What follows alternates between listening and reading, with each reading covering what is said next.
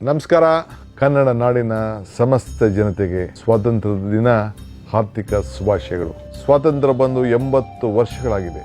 ಯುವ ಕರ್ನಾಟಕ, ನವ ಕರ್ನಾಟಕ ಸ್ವಾತಂತ್ರ್ಯ ದಿನಕ್ಕೆ ಕರ್ನಾಟಕದ ಒಂದು ನವ ಸಂದೇಶ. ಯುವ ಶಕ್ತಿ, ಯುವ ಕನಸು, ಯುವ ಚಿಂತನೆ, ಯುವ ಪರಿಶ್ರಮವೇ ದೇಶದ ಭವಿಷ್ಯ.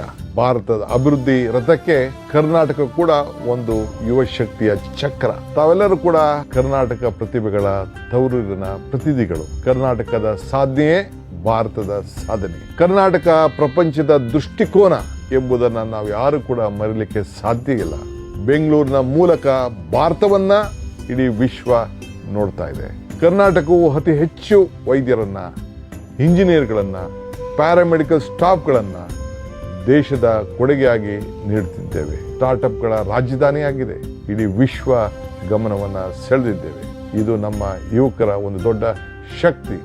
ಇವತ್ತು ಕರ್ನಾಟಕದ ಹೊಸ ಸರ್ಕಾರ 16 ಕಾರ್ಯಕ್ರಮವನ್ನು ಹಮ್ಮಿಕೊಂಡಿದ್ದೇವೆ.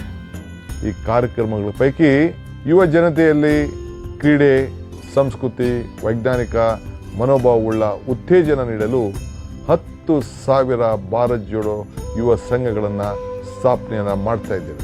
16 ವರ್ಷದಿಂದ 35 ವರ್ಷದೊಳಗೆ ಇರುವಂಥ ಎಲ್ಲ ಯುವಕರು ಈ ಸಂಘಗಳಿಗೆ ನೋಂದಣಿಯನ್ನು ಮಾಡಿಕೊಳ್ಳಲು ಒಂದು ಅವಕಾಶವನ್ನು ಕಲ್ಪಿಸ್ಕೊಡ್ತಾ ಇದ್ದೇವೆ. ತೇಗದ ಸಿರಿ ಯೋಜನೆಯ ಮೂಲಕ ಒಂದು ವಿಶೇಷವಾದಂಥ ಕಾರ್ಯಕ್ರಮವನ್ನು 10 ಕೋಟಿ ಗಿಡಗಳನ್ನು ನೆಟ್ಟಿ ಬೆಳೆಸಿ ಕನ್ನಡ ನಾಡಿನಲ್ಲಿ ಹಸಿರು ಕ್ರಾಂತಿಯನ್ನು ಪಣ ತೊಡುವಂಥ ಕಾರ್ಯಕ್ರಮವನ್ನು ಹಮ್ಮಿಕೊಳ್ತಾ ಇದ್ದೇವೆ. ನಮ್ಮ ಯುವ ಜನತೆ ಕರ್ನಾಟಕದ ಸಿರಿ ಹಣತೆಯಾಗಲಿ, ಭಾರತವನ್ನು ಬೆಳಗಿಸುವ ದೀಪವಾಗಲಿ ಅಂತೇಳಿ ಪ್ರಾರ್ಥನೆಯನ್ನು ಮಾಡ್ತಾ ಇದ್ದೇನೆ.